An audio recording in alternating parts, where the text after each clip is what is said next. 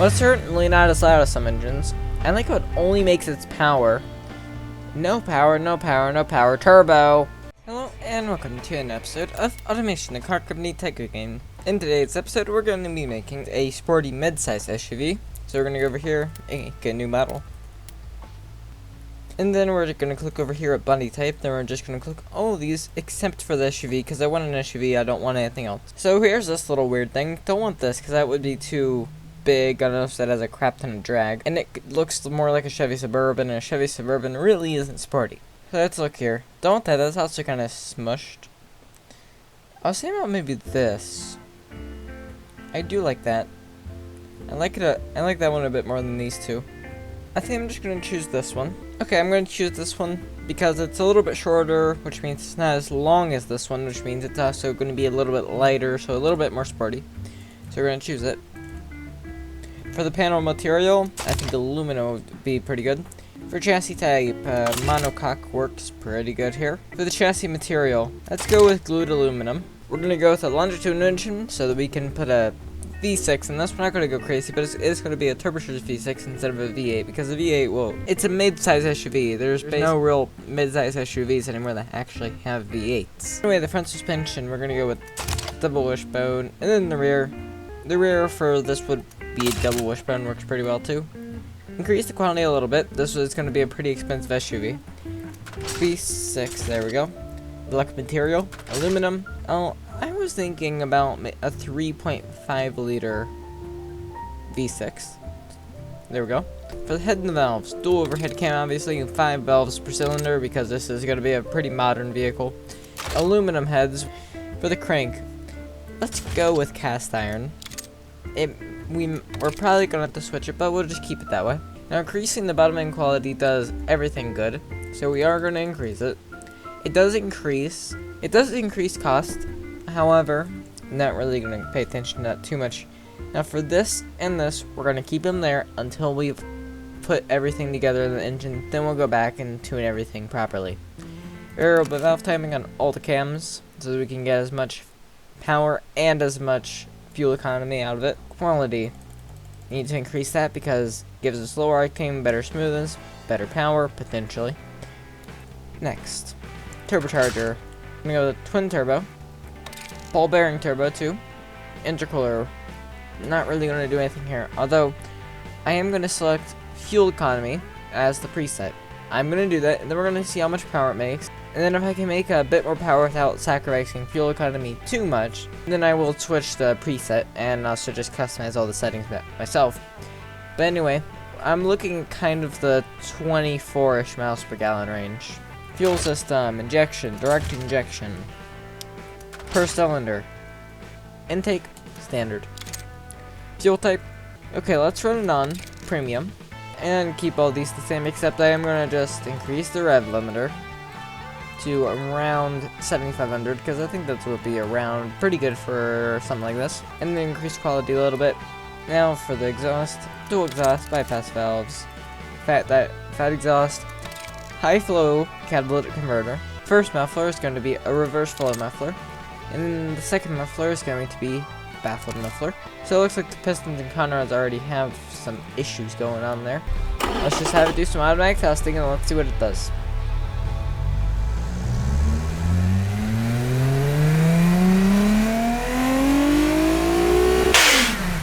Okay, so only when it gets up to the higher RPMs, that's when the pistons are starting to get issues.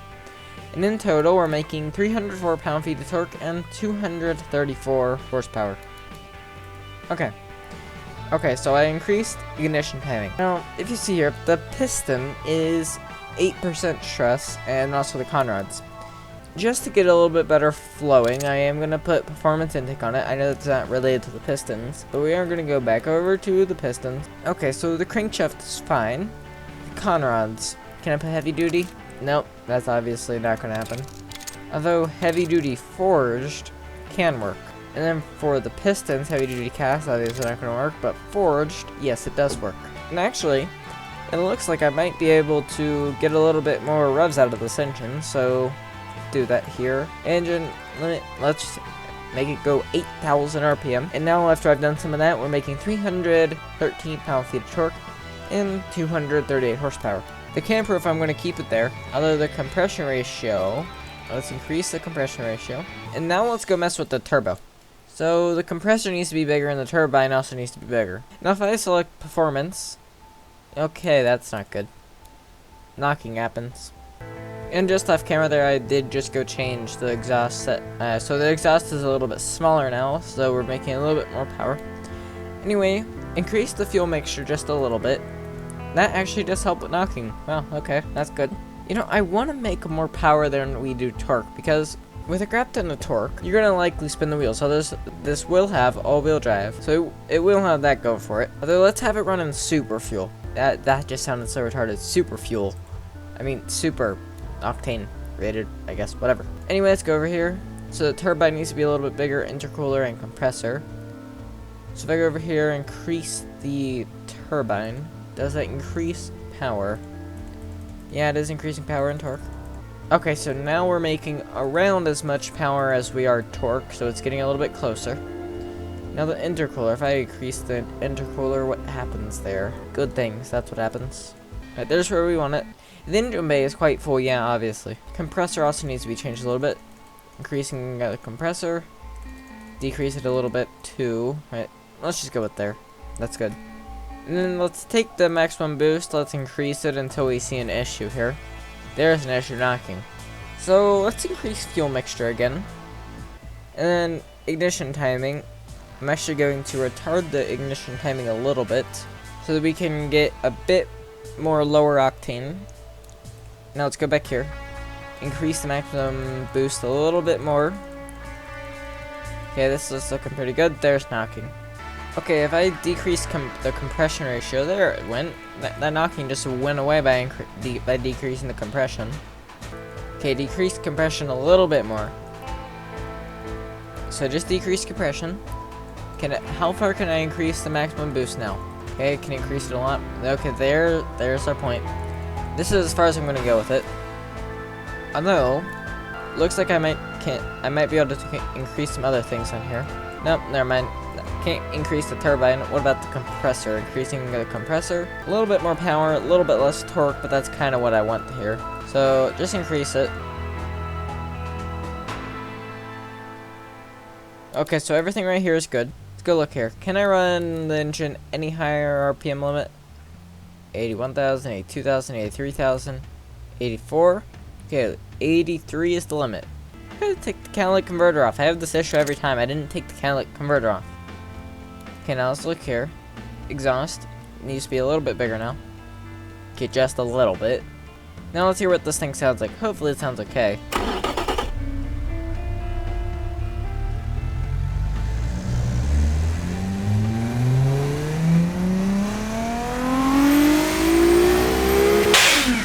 Well, it's certainly not as loud as some engines. I like how it only makes its power. No power, no power, no power. Turbo! It's like an old school turbo. Okay, next. The body that we're going to be putting on it is this one, because this has 5 doors. That's like a 3-door SUV, which is dumb. Now, let's see what we can do to the styling of it. For styling, let's squish the front a little bit, actually. And should I make that bigger, or should I make it smaller in the front? Increase that a little bit. Let's actually just increase the nose size too. And then I think that looks pretty good. Now for the wheels, just flare the arches the tiniest bit. And the rear arches, flare them just the tiniest bit too. And what do I want to do with this middle section here? Just keep it like that. As for the roof, that just looks bad. So that looks even worse. So somewhere in the middle right there. Now that just makes it look like a hatchback, so that's crap. As far forward as possible, looks not all that good. So, somewhere in between. Move it a little farther forward. Can I make the back a little bigger? Ah, yes. Okay, this is good. This is where I want everything. Next stuff. You know, why not just go a blueberry? Because this car is going to be a blueberry. Okay. So, headlights. What sort of headlights can go good on this? You know, these really aren't all that angular. However, I feel like they could go with the styling of the body, and I could even give them the 911 look of the headlights in the front, yeah. Okay, let's just give this the front of the 911. Big circle headlights, right there. Make them fat, too. You know, I don't like these because they're not, like, out as much. They get sucked into the body. So because they get sucked into the body, I'm not going to go with the 911 look and just stick on some of these, like, 2003 headlights. Make them a little bit fatter. Put them out there, a little smaller. That's about good. It's not good, it's just about good. Tail lights. You know, I mean, they're not the best headlight. I mean, they're not the worst tail lights I've ever seen, but this ain't gonna get any beauty awards, that's for sure. Okay, indicator lights. Let's just go nice and simple. Put the light right there. Okay, it works. Okay, grill. What sort of grill should this have? I'm kind of thinking Cayenne. Some sort of like a Cayenne grill, but I actually forget what the Cayenne grill looks like. So let's just give it an Alfa Romeo grill. Yeah.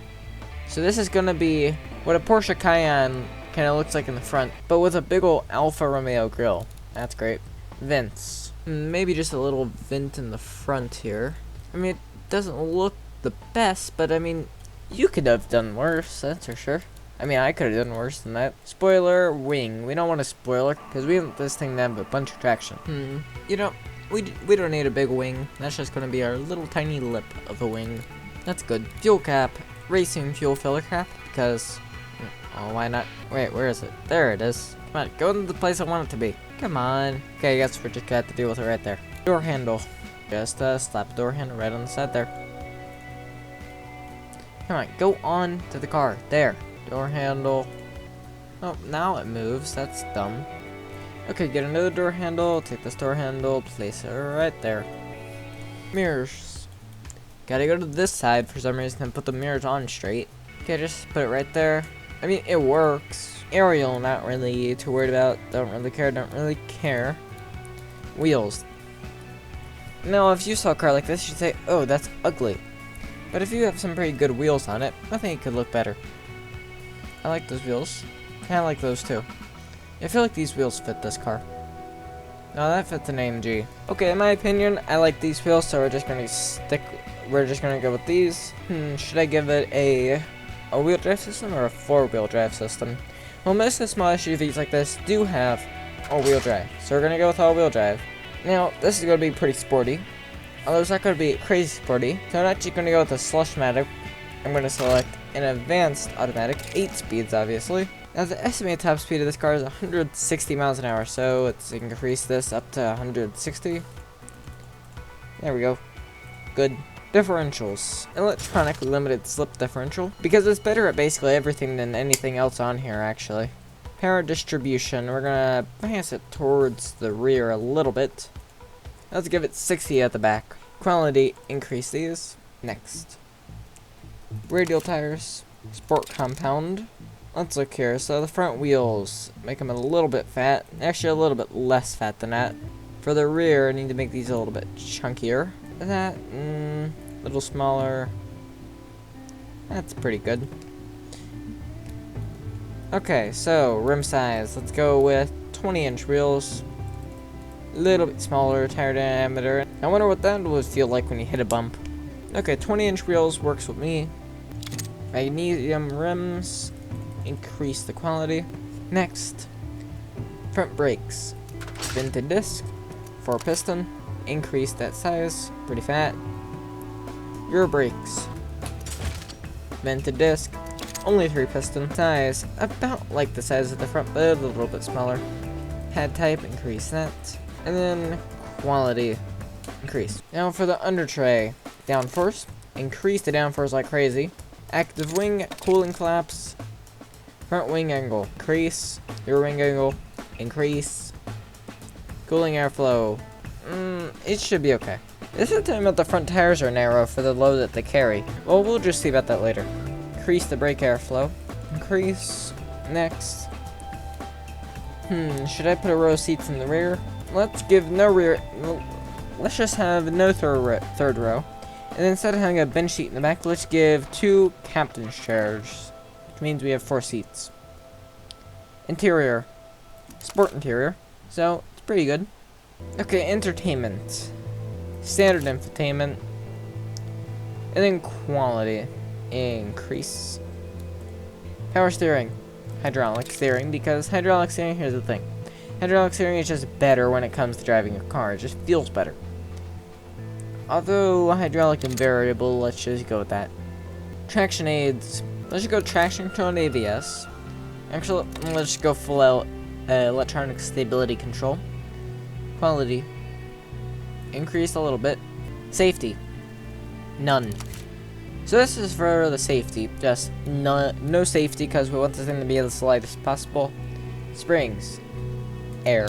Air springs. Adaptive dampers. Sway bars. Active.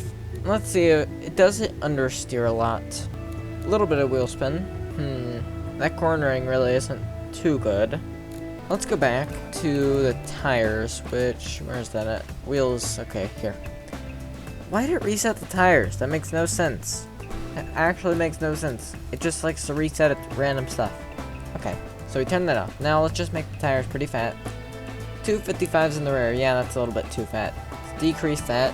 I believe I had 225s, however, let's just see how 230s look on it. 230s look decent, however, 225s look better. Then in the front I had 220s. There we go. Now that's better. Well, yeah, now look at it. Corner's really good. Okay, so tune it for sport and then increase the ground clearance to 9.2 inches. Wait, it says the engine's knocking. That's weird. Could've swore it wasn't knocking. Let's go and look at the engine. Is it knocking? Yeah, it is knocking. Increase the fuel mixture. There, done. Start back here. Doesn't say it's knocking. 458 horsepower. How fast is 0 to 60? No clue. Anyway, let's just go to the track. We're gonna test it at the track here. What? That's pretty good at 4.3 seconds. How much does it weigh? 3,300 pounds. That weighs less than my supercar. Don't ask me how I got an SUV to weigh less than a supercar without it being out of carbon fiber. Actually, I have no clue about that. Anyway, we're gonna go around this test track. I'm not gonna comment because it kind of just spoils the noise that it makes. Other than it's not gonna make too much of a noise, so let's just hear what sort of noise it makes. Start the test.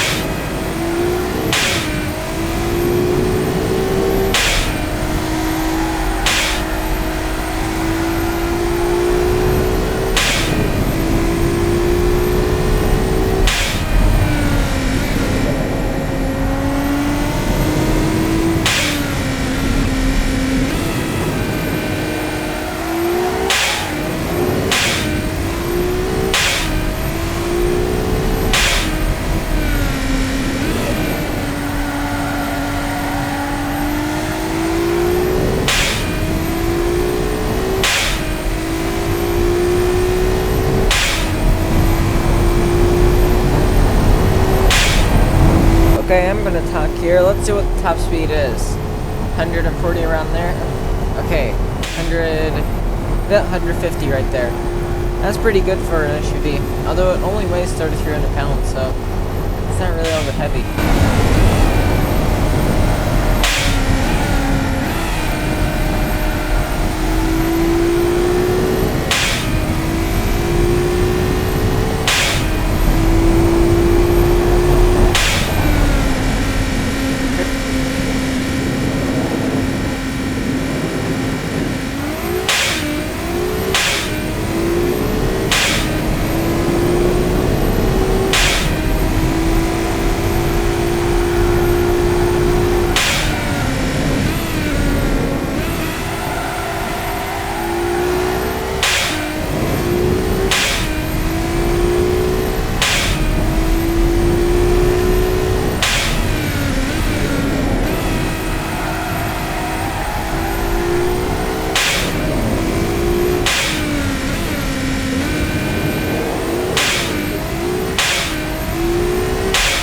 Okay, final straight. This is actually a pretty fast time here.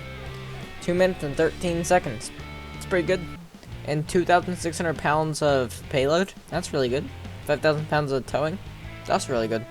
So I think that this is actually just a really good combination of everything, really.